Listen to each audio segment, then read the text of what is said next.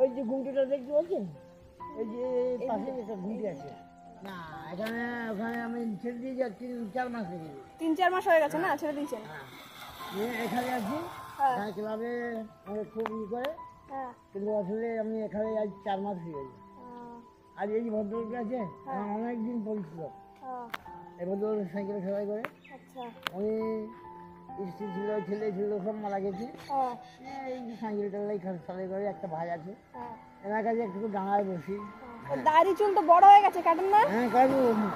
হ্যাঁ, মুখটা তো চেঞ্জ অন্যরকম হয়ে গেছে, মাঝখানে বেশ ভালো লাগছে, চুল দাড়ি বড় বড় হয়ে গেছে। এই একদম এখন কোথায় গেছিলেন? আমি ক্লাব গিয়ে। আর বেরোননি মানে সকালে বেরোননি?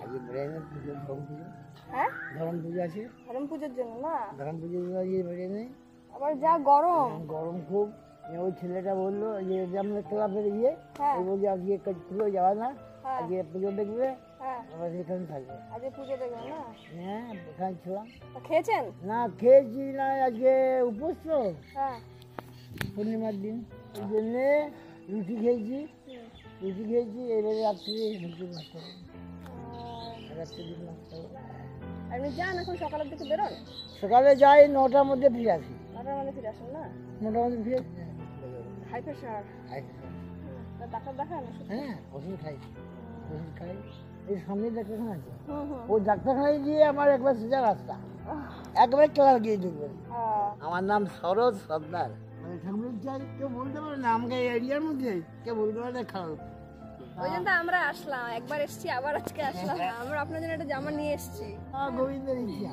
আর দাড়িগুলো কাটবেন, চুল দাড়িগুলো কাটবেন কালকে। হ্যাঁ, কালকে কাটবো, আজকে কালকে শুক্রবার দিন, কালকে আসবেন, মাঝে মাঝে আসবেন। আমার যে হয়েছে এই যে গঞ্জি রাখতে পারছি না, আর এই একটু সামনে আসুন। বাহ, গোবিন্দ ঠাকুর চাই। ঠিক আছে, ভালো লাগছে? ঠিক আছে।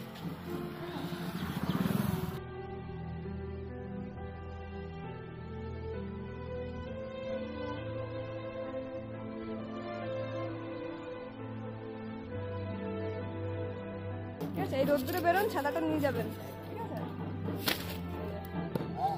ঠিক আছে?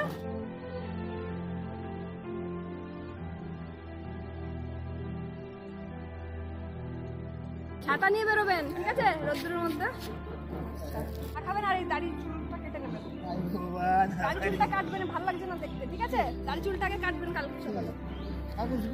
হ্যাঁ।